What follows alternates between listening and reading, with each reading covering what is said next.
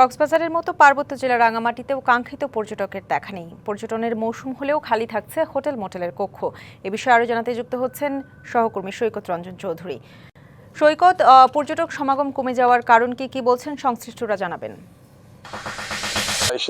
আপনি রাঙামাটিতে যারা পর্যটন ব্যবসার সাথে যারা জড়িত আছে তারা এই পুরো বছরের এই সময়টির জন্য তারা মুখিয়ে থাকে, যেহেতু এখন পর্যটন মৌসুম এবং পর্যটকদের পদচারণায় মুখরিত হওয়ার কথা পুরো রাঙামাটি জুড়ে।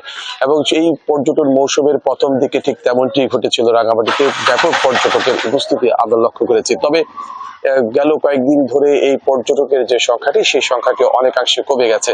এখন যে পর্যটকদের যে সময়টুকুতে 70 থেকে 80 এবং ক্ষেত্র বিশেষে শতভাগ বুকিং থাকার কথা থাকলেও এখন বিভিন্ন হোটেল মোটেল এবং পর্যটনের যে কটেজগুলো আছে সেগুলোতে এখন পর্যন্ত বুকিং আছে 30 থেকে 40%, অনেক ক্ষেত্রে বা তারও কম।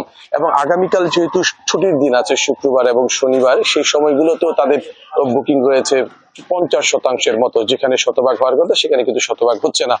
এখানের মধ্যে কিছু কারণ তারা ব্যাখ্যা করেছে, যে সেটি হচ্ছে যে যেহেতু স্কুল মানে শুরু হয়ে গেছে এবং একই সাথে অফিস আদালত চলছে, সেহেতু হয়তো পর্যটকের সংখ্যাটি আরেকটি কম।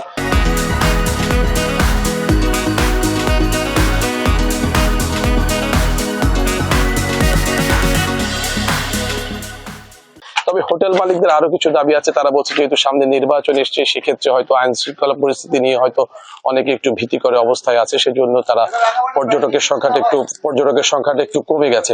তবে ধারণা করা হচ্ছে যদিও বা পরিস্থিতি যেহেতু আগামীকাল আছে এবং সামনের যে মৌসুমগুলো আছে সেই মৌসুমগুলোতে সকল আতঙ্ক ভয় কেটে গিয়েও সকল পর্যটকরা এই রাঙামাটিতে ভ্রমণে আসবেন এবং পুরো বছর যে যারা পর্যটনের সাথে যারা ব্যবসায় জড়িত আছে তারা ব্যাপক আর্থিকভাবে লাভবান হবেন এবং একই সাথে এখানকার স্থানীয় মানুষজন লাভবান হবেন, তেমনটাই প্রত্যাশা করছেন ব্যবসায়ীরা।